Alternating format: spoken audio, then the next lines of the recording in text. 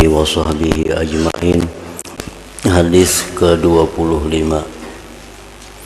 Wasiat Nabi sallallahu alaihi wasallam kepada Abdullah bin Abbas radhiyallahu taala anhuma.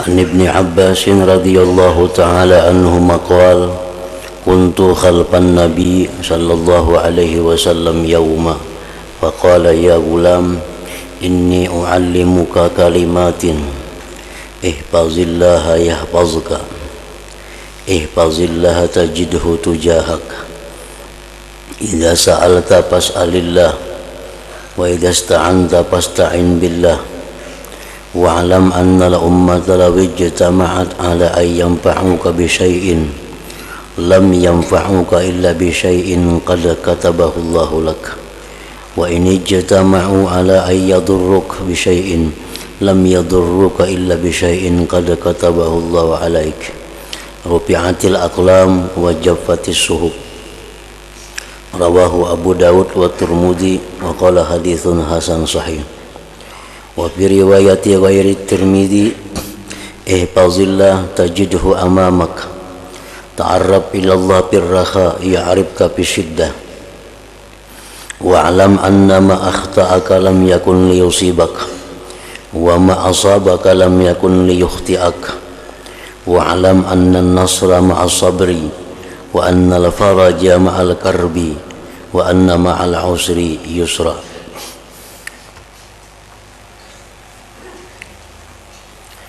Artinya daripada Ibnu Abbas radhiyallahu taala anhuma berkata,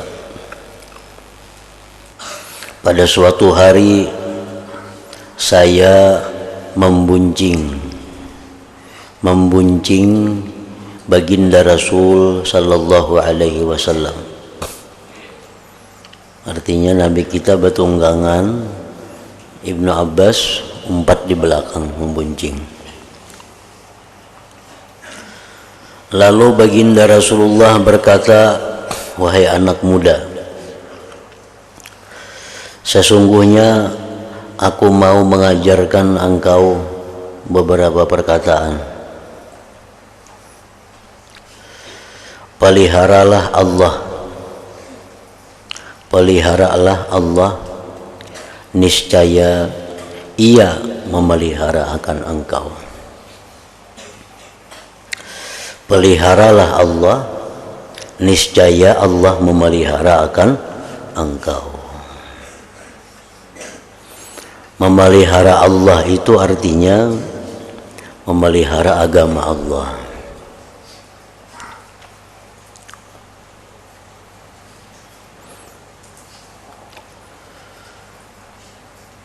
Dengan cara amar ma'ruf nahi munkar. Memelihara agama Allah disebut dengan memelihara Allah. Memelihara syiar-syiar Allah.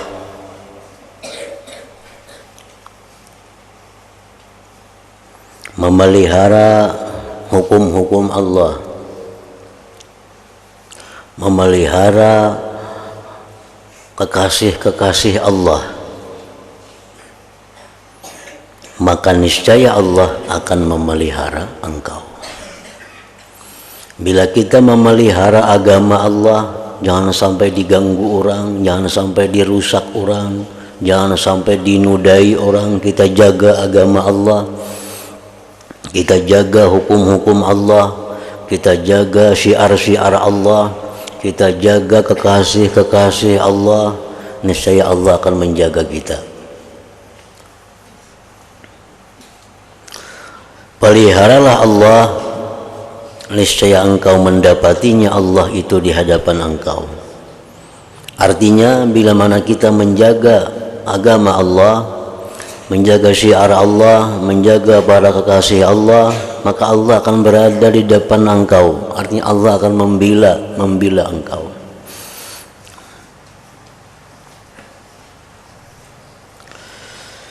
Dan apabila engkau hendak minta tolong Dan apabila engkau hendak minta tolong, maka minta tolonglah dengan Allah. Jangan minta tolong kepada orang lain, karena orang lain itu kada mampu untuk menolong orang lain. Menolong dirinya sendiri pun dia kada mampu. Bila hendak minta tolong apapun, minta tolonglah kepada Allah.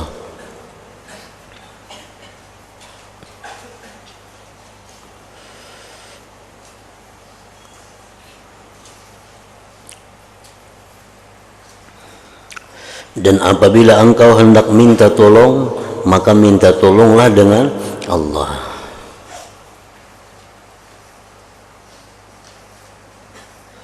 Dan ketahuilah bahwasanya seandainya jikalau berhimpun seluruh manusia dari timur ke barat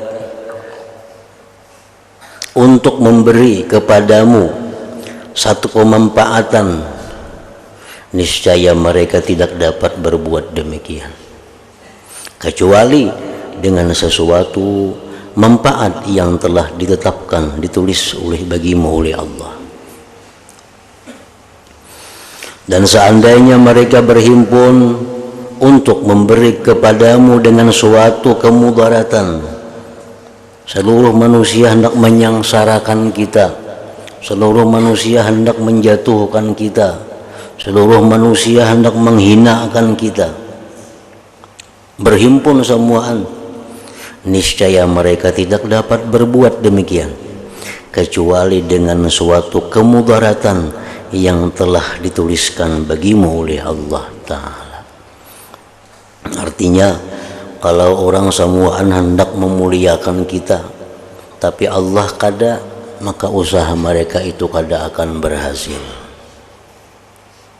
Seluruh orang hendak memberi hidayah lawan kita, memberi petunjuk, semuaan menasihati, mulai kawan menasihatinya, kuitan menasihatinya, guru menasihatinya, semuaan berkumpul orang menasihatinya. Tapi kalau Allah kada memberikan izin, memberikan petunjuk, maka orang itu kada bisa dinasihati. Siapa aja kada mampan menasihati. Kalau ada orang hendak menjahili, memudaratkan seluruhnya, tapi Allah kada mengizinkan, maka usaha mereka itu pun pasti akan gagal. Nah, jadi ini adalah pelajaran tauhid. Pelajaran tauhid bahwa tidak ada yang bisa memuliakan kita, tidak ada yang bisa membahagiakan kita kecuali Allah. Tidak ada yang bisa menyengsarakan kita, tidak ada yang bisa membuat kita susah, tidak ada yang bisa membuat kita sakit, kada ada yang bisa membuat kita garing kecuali Allah. Nah, oleh karena itu kalau hendak minta tolong kepada Allah. Boleh kita minta tolong kepada manusia, tapi itu kita anggap hanya sebab untuk mendatangkan pertolongan Allah. Hanya kita minta tolong lawan si fulan, tolong pang aku ini. Minta tolong lawan dokter, tolong pang obati akan aku ini. Minta tolong lawan beri pang aku saran ini. Ayo gitu. Kada dilarang, itu boleh aja. Tetapi dalam hati kita mengitikadkan bahwa yang menolong itu adalah Allah. Pulan ini adalah sebab saja untuk datangnya pertolongan Allah kepadaku. Nah, kayak itu. Nangjar Nabi tadi, jika minta tolong lawan Allah, karena orang kada bisa memberi manfaat kepada engkau, kada bisa menyusahkan engkau kecuali dengan izin Allah, ketentuan Allah. Jadi jangan diartikan terlalu sempit. Jar Nabi, jangan minta tolong kecuali kepada Allah. Lalu bagaimana di rumah? Sakit, ya Allah tolong bang aku sakit. Nah, kadang macam itu artinya. Parut lapar, ya Allah parut lapar nah, kada kawan nukar nasi, tolong bang tukarakan nasi ya Allah, kada kawa itu. Nah, artinya bahwa kita itu minta tolong kepada Allah bukan berarti kita kada boleh lawan orang-orang yang minta tolong pang ambilakan itu. Kan kita biasa kayak tolong pang ambilakan itu, tolong pang bawakan ini, tolong pang itu. Nah kita minta tolong kepada mereka itu dengan mengitikadkan dalam hati bahwa yang menolong itu adalah Allah, mereka itu adalah jalan untuk datangnya pertolongan Allah. Mereka itu jalannya, sebabnya untuk datangnya pertolongan Allah. Yang menolong itu Allah.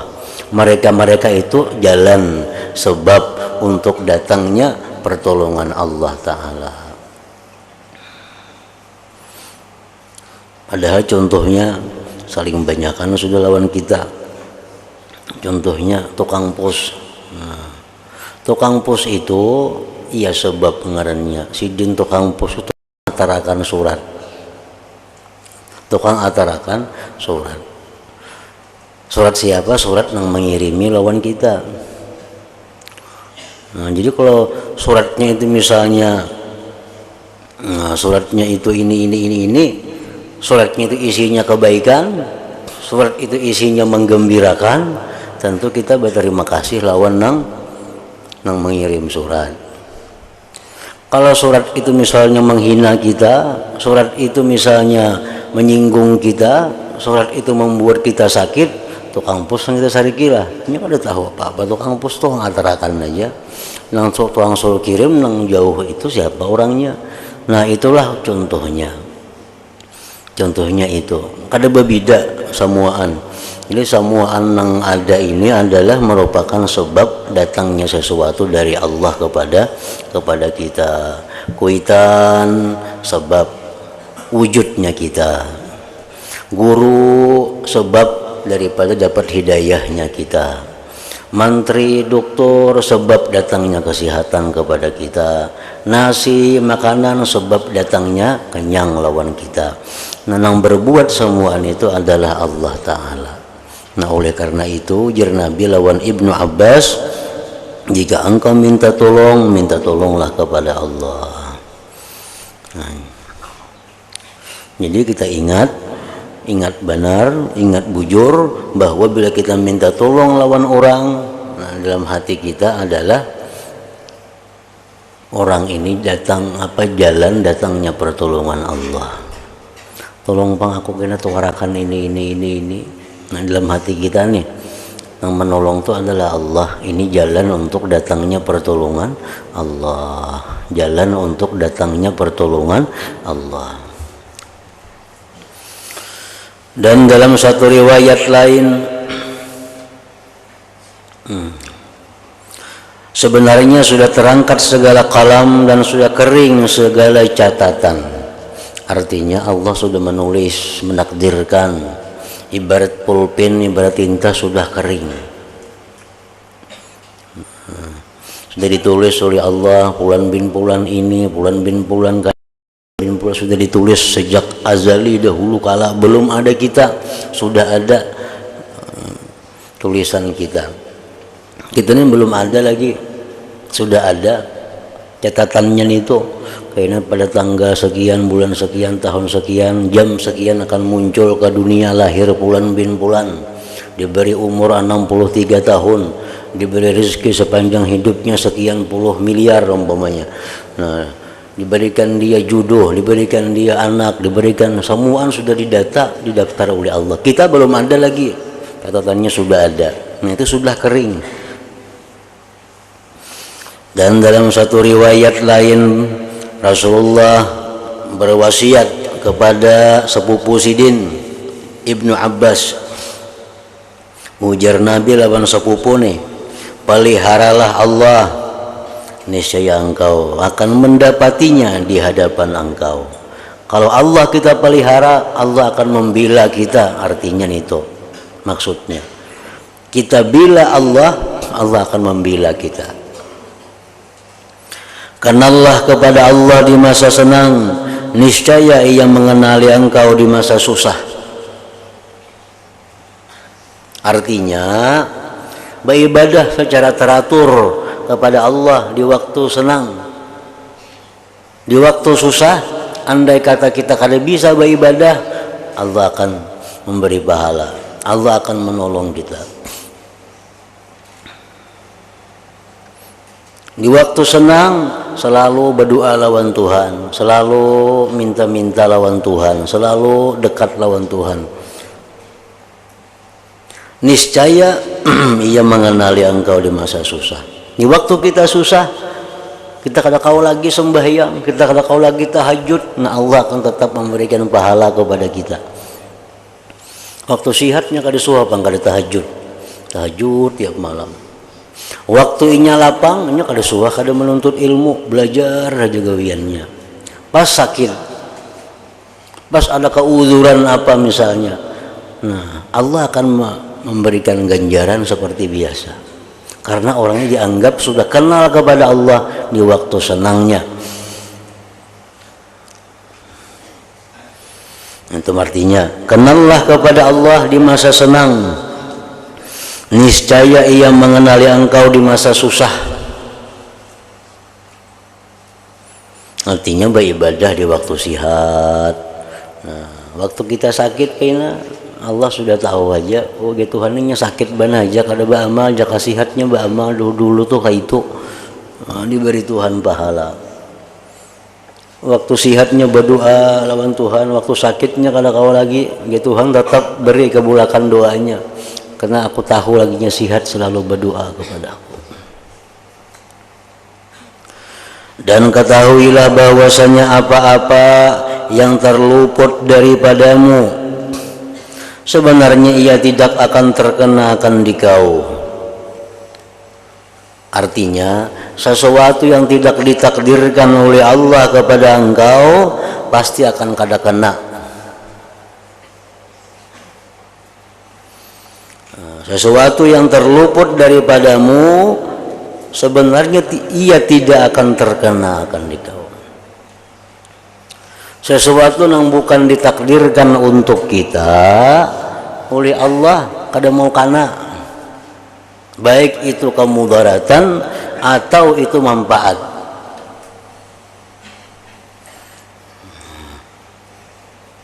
Dan apa-apa yang kena akan dikau sebenarnya memang dia tidak akan terluput daripadamu. Nah, bila sudah ditakdirkan oleh Allah itu kena, baik manfaat atau mudarat, pasti kena. Kita hendak lawan sesuatu, hendak tiba lawan apakah sesuatu apakah, tapi itu kada ditakdirkan ampun kita, kada mau kana, pasti luput, pasti luput. Karena itu memang kada ditakdirkan untuk kita. Kayak apa aja kita gigihnya berusaha, cangkalnya berusaha untuk mendapatkan yang kita inginkan, tapi amun itu kada ampun kita, kada mau sampai lawan kita. Apakah halangannya, apakah rintangannya. Ada orang hendak berbini lawan seseorang, melamar, nah abah menerima, kanakannya kada mau. Berbulan-bulan berusaha si laki-laki ini, minta banyu, minta doa, sembahyang hajat lawan si bini-bini tadi supaya mau. Kuitannya berusaha, calon laki-laki ini berusaha juga, berbulan-bulan berusaha, akhirnya mau biniannya. Ditetapkan perkawinan tanggal 17 Ramadan. Sila siap-siap 17 Ramadan diadakan pernikahan. Ini sudah bertahun-tahun prosesnya, urus hanya mau biniannya menerima. Akhirnya 17 Ramadan pernikahannya. 16 Ramadan mati biniannya. Mati biniannya. Memang itu kada ampunnya jatahnya. Waktu melamar orang tuanya hakun dengan senang hati menerima, kanakannya biniannya kada mau. Dibujuk oleh nang kuitan kada mau juga, dimintakan banyu ke sana kemari, didoakan, akhirnya mau. Ditetapkan tanggal, sehari sebelum tanggalnya mati biniannya. Memang kada ada ampunnya jatahnya. Nah, maka itu doa Sayyidina Ali karramallahu wajhah. Doa Sayyidina, doa paling bagus doa. Doa ini artinya supaya memudahkan kita dalam hidup. Apa doa Sayyidina Ali? Allahumma srif qalbi amma sarabtahu anni. Itu doa paling bagus sudah. Allahumma srif qalbi amma sarabtahu anni. Nah, handap aja tuh. Allahumma srif sarab tuh, satra fa. Allahumma srif qalbi amma saraftahu anni. Apa artinya? Allahumma srif qalbi, ya Allah, ya Allah, palingkan hatiku, palingkan hatiku, amma saraftahu anni, daripada sesuatu yang tidak engkau takdirkan bagiku. Nah. Ya Allah, palingkan hatiku. Artinya apa? Ya Allah, jangan handakakan hatiku nih lawan nang itu memang kada takdir ampunku. Nang alih itu kita hendak, nang itu kada takdir kita. Lapah. Kalau situ kamari berusaha, padahal itu kalau ada takdir kita, akhirnya gagal. Memang kada takdir kita. Nah, jadi mendoa ini kita kabul, bila kita hendak jadi itu. Kenapa? Takdir kita. Kita hendak langkah itu kita miliki. Kita hendak langkah ini kita miliki. Kita hendak ke itu kita dapati. Karena setiap kita hendak itu memang itu takdirnya ampun kita. Mengkabul doa itu toh.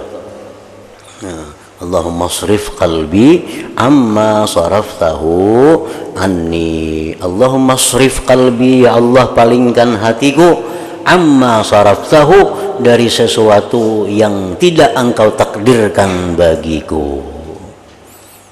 Jadinya kada hendak napa-napa, mun itu kada takdirnya. Kayak apa aja haratnya, kayak apa aja baiknya kada kepingin. Kenapa? Karena kada ada juga takdir di situ. Nah, bilanya bakal hendak jadi itu. Jadi, nya hendak itu jadi. Walaupun beberapa tahun kemudian pasti jadi. Karena setiap kali yang dikehendakinya itu takdirnya juga. Yang ditentukan ampunnya juga.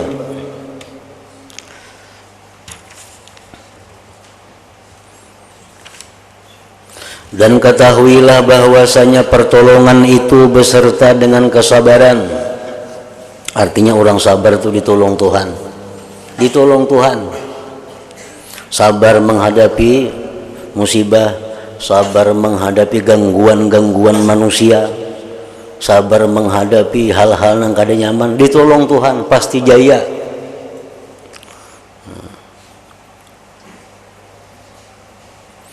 Bila orang kada ada yang memusuhi lawan kita, bila orang kada ada yang menyakiti lawan kita, kita kada mau hidup. Nah, berdagang kah, jadi guru kah, jadi apakah, orang pina kada ada yang memusuhinya lawan kita, kada mau bakal tinggi tuh.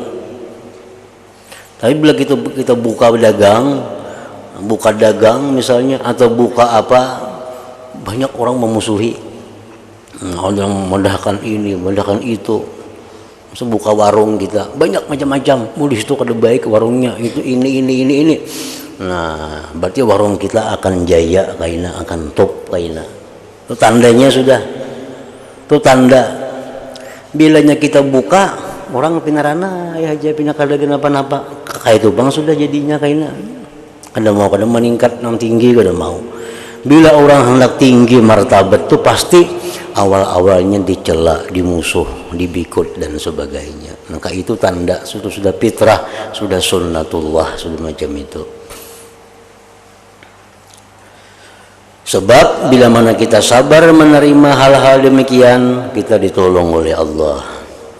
Dan bahwasanya kelapangan itu selepas kesusahan. Dan kemudahan itu bersama kesusahan. kemudahan itu bersama kesusahan. Bila kita sulit, nah kada lawas pacang nyaman doh. Bila kita susah, kada lawas pacang lapang. Itu sudah janji oleh Rasulullah sallallahu alaihi wasallam. Hadis ke-26 mengenali Islam, iman, ihsan dan alamat-alamat hari kiamat.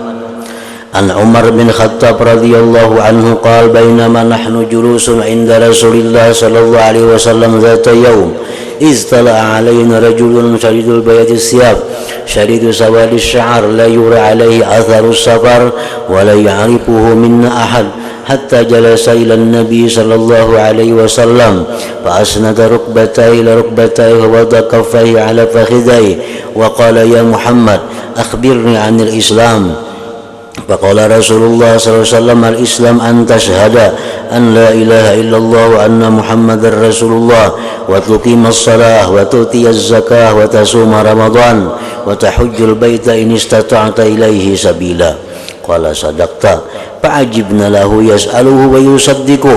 Qala fa akhbirni anil iman. Qala an tu'mina billahi wa malaikatihi wa kutubihi wa rusulihi wal yawmil akhir wa tu'mina bil qadari khairihi wa syarri. Qala sadaqta. Qala fa akhbirni anil ihsan. Qala an ta'budallaha ka'annaka tarah fa in lam takun tara fa innahu yarak. Qala fa akhbirni anis sa'ah. Qala mal mas'ulu anha bi'a'lama minas sa'il. Qala fa akhbirni an amaratiha. Qala an talidal amah rabbataha wa antaral hufata al-'urata al-'alata ri'a asy-syita ri'a asya yatatawaluna fil bunyan. Summa talaka amaliya summa qala ya Umar atadri man sa'il qultu Allah wa rasuluhu alam qala fa innahu Jibril atakum yu'allimukum dinakum rawahu Muslim. Artinya daripada Umar bin Khattab radhiyallahu anhu, katanya Umar berkata, pada suatu hari sedang kami duduk di sisi Rasulullah sallallahu alaihi wasallam, tiba-tiba datanglah kepada kami, tiba-tiba muncul kepada kami seorang laki-laki yang bersangatan putih pakaiannya, bersangatan hitam rambutnya, tidak kelihatan atasnya kesan debu perjalanan. Dilihatnya kada orang jauh. Kan kalau orang jauh bisa datang tuh berdebu-debu awak. Ini kada, bersih. Dan tidak ada seorang pun di antara kami yang mengenalnya. Padahal ini orang jauh, katanya bersih. Padahal orang barak, tapi kami kada nang patuhnya. Sehingga ia duduk berdekatan kepada Nabi sallallahu alaihi wasallam, lalu ia menyandarkan kedua lututnya kepada dua lutut Nabi sallallahu alaihi wasallam dan meletakkan kedua tapak tangannya ke atas dua pahanya. Kemudian ia berkata, wahai Muhammad, khabarkanlah kepadaku dari hal Islam. Maka Rasulullah menjawab, Islam itu, jar Nabi, ialah bahwa engkau mengakui bahwa tiada Tuhan melainkan Allah dan bahwasanya Muhammad itu pesuruh Allah, dan engkau mendirikan sembahyang, dan engkau keluarkan zakat, dan engkau puasa bulan Ramadan, dan engkau mengerjakan haji ke Baitullah jika engkau ada kemampuan pergi kepadanya. Itu Islam, jar Nabi. Lalu ia berkata, benarlah engkau, bujur ikam tu wahai Muhammad. Maka kami, jar Sayyidina Umar, maka kami pun tercengang, bingung, karena dia yang bertanya dan dia pula yang membenarkannya. Wahai Rasulullah, rukun Islam tu napa? Jar Nabi, ini. Nah, bujur engkau wahai Rasulullah. Bingung sahabat, siapa ini betakun tapi membujurakan. Lalu katanya lagi kepada Rasulullah, maka kabarkanlah kepadaku dari hal iman. Maka Rasulullah SAW menjawab, iman itu ialah bahwa engkau beriman kepada Allah Ta'ala dan malaikatnya dan segala kitabnya dan para rasulnya dan hari kemudian, dan engkau beriman kepada takdir baik dan jahatnya.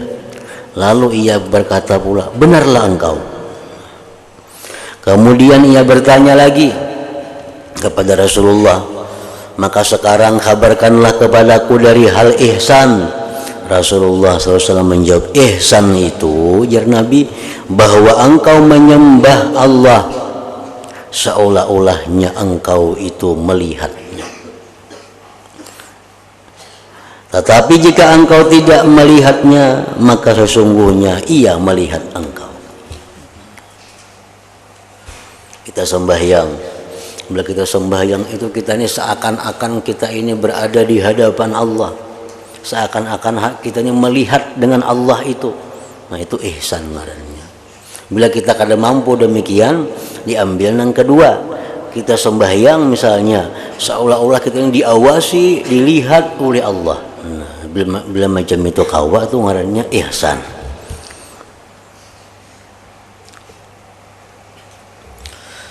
Akhirnya ia meneruskan perkataan lagi, habarkanlah kepadaku dari hal hari kiamat. Kiamat pang apabila wahai Muhammad? Rasulullah SAW menjawab, tidak yang ditanya daripadanya lebih tahu daripada orang yang bertanya. Jar Nabi yang ditahuni kada tahu juga. Aku kada tahu apabila hari kiamat itu terjadi. Kalau begitu maka kabarkanlah kepadaku dari tanda-tandanya saja. Tanda-tandanya pang napa hari kiamat itu?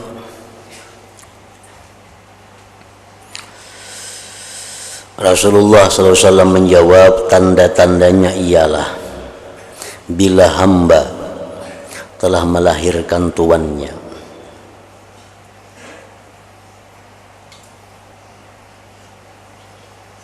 Satu itu, seorang hamba melahirkan tuan. Macam-macam tuh para ulama hadis mensarahkan itu. Seorang perempuan melahirkan raja, itu tanda hari kiamat. Artinya menjadi sebagian ahli hadis bahwa seorang ibu itu akan melahirkan anak, yang mana kena anak ini menjadikan ibunya itu hamba. Nah, seorang ibu, mama melahirkan anak. Anak ini kena besar, kayaknya si mama ini jadi bebunya, jadi pesuruhnya. Mestinya kan ajaran agama orang tuanya dimuliakan, ibu dimuliakan. Begitu melahirkan anak, anak ini kena makin tua, makin bakti kepada orang tuanya, makin bakti, makin memuliakan ibunya, makin menghargai ibunya lebih dari siapapun. Itu anak yang baik.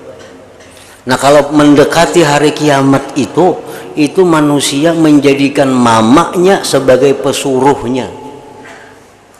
Artinya bahwa anak-anak itu pada hari menjelang kiamat itu sudah durhaka kepada orang tuanya. Mamanya diancam, mamanya disuruh itu ini, mamanya disuruh macam-macam, kayak jadi budaknya, kayak jadi babunya. Nah, itu Nabi tanda sudah mendekati kiamat. Mestinya mama nang dihormati, mama nang dimuliakan, ditinggikan, ini sebaliknya mama jadi susuruhannya. Satu itu jar Nabi tandanya menjelang kiamat. Dan engkau lihat orang-orang yang tidak berkasut, tidak berpakaian, miskin, pengembala kambing, berbangga-bangga, menegak dan meninggikan binaan. Artinya jar Nabi tanda kiamat juga orang nang dulunya hidup melarat.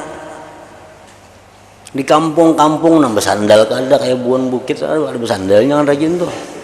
Bersandal kada, babaju kada. Tapi mereka sudah kaya-kaya. Nah, kaya-kaya. Bisi rumah nang mewah-mewah, mobil nang mewah-mewah. Itu tanda hari kiamat. Dulu dusun di situ. Dahulu dusun. Miskin daerah itu. Jangankan ada sepeda motor, sepeda aja tapi ada. Nah, sekarang di kampung tuh rumah megah-megah, mobil, kendaraan berkeliaran di situ yang mewah-mewah. Nah, bila sudah di kampung-kampung tuh macam itu pertanda mendekati kiamat juga.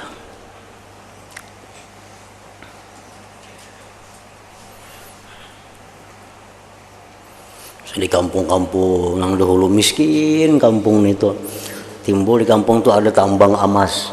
Nah kan, lalu orang kampung jadi sugihan semuaan. Kan di situ ada tambang emas. Kampung sana dahulu miskin, melarat, sekarang ada tambang batu bara, lalu sugihan orang kampung sana. Di kampung sana pulang ada orang miskin, sekarang ada tambang apa, sugihan semua. Jadi orang-orang desa, orang di dusun yang dulunya miskin, kaya-kaya. Kalah orang kota. Nah itu sudah para kiamat tanda-tandanya.